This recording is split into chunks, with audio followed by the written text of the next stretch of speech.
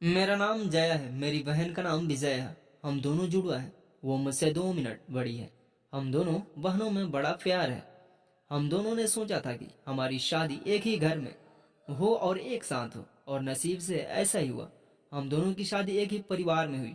रवि मेरे पति हैं और राहुल मेरी बहन विजया के। रवि और राहुल दोनों चचेरे भाई हैं, पर परिवार एक ही साथ रहता है। पास के घर में ही विजया रहती है। हमारे मिलने में अब कोई प्रॉब्लम नहीं थी। राहुल और रवि हमारे पतियों में भी अच्छी बॉन्डिंग है। घर सिर्फ दीवारों से अलग है, ऐसे हम कहीं भी खाना खाते और कहीं भी रहते। हम दोनों बहनों को भी यह अच्छा लगा कि चलो कोई बंदिश नहीं है। शादी के साथ होने के साथ अब हम दोनों एक साथ ही प्रेग्नेंट भी हो गए। लेकिन सच बताऊं तो यह हमने नहीं सोचा था, यह बस हो गया।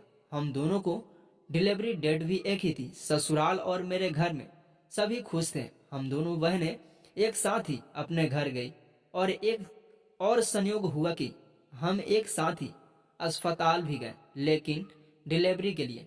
मेरी डिलीवरी में कुछ प्रॉब्लम होने की वजह से ऑपरेशन जरूरी हो गया। कुछ समय के लिए तो होश में रही, लेकिन बाद में मुझे याद नहीं। आंख खुली तो पता चला कि मुझे लड़का हुआ है। फिर मैंने पूछा विजया का, तो पता चला उसे लड़की हुई है। उन दोनों का समय भी एक ही था। हम दोनों बहनें खुश थी और कुछ समय बाद ही अपने ससुराल वापस आ गए। अब हम माँ बन गए थे, तो ज्यादातर एक दूसरे के साथ अपने बच्चों को संभालते थे। बच्चे जल्दी ही बड़े हो जाते हैं। छोटे बच्चे किस पर गए हैं यह पहले समझ नहीं आता है, थोड़े बड़े होने पर ही पता चलता है।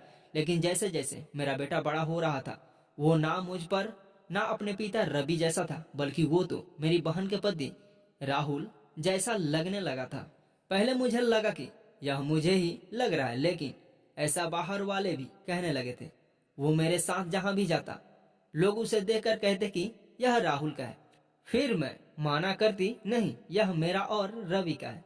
विजया की लड़की बिल्कुल विजया की तरह ही दिखती थी, लेकिन मेरा बच्चा उसके पति जैसा क्यों लगने लगा, यह बात मुझे समझ नहीं आई। मेरे पति को एक बार मैंने ऐसे ही उनसे मजाक में कहा कि यह तो राहुल जैसा लगने लगा। वो गुस्सा हो गए, कहने लगे पागल हो, ऐसे कुछ भी मत बोला करो। मेरी मजाक में वो इस तरह गुस्सा हो जाएंगे, मुझे पता ही नहीं था। लेकिन ऐसा वो पहली बार ही हुए हैं। अब मेरे मन में कई सवाल मंडराने लगे कि मेरे साथ हो क्या रहा है। मेरी बहन और बाकी सभी को मैंने कुछ नहीं कहा, लेकिन क्या सबको दिखाई नहीं पड़ रहा था। लेकिन कोई भी इस बारे में जिक्र भी नहीं करता था।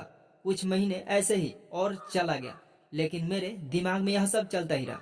फिर मैंने सोचा कि मैं अपनी बहन से बात करूं। मैंने उससे डायरेक्ट नहीं पूछा, क्योंकि हो सकता है वो गलत तरीके से ले ले, और मैं नहीं चाहती थी कि मेरी वजह से उसके और राहुल में कुछ तनाव पैदा हो। मैंने ऐसे ही उससे ही मजाक में ही कहा कि यह तो धीरे धीरे अपने चाचा जैसा लगने लगा, और लगेगा भी क्यों नहीं, परिवार एक ही तो है।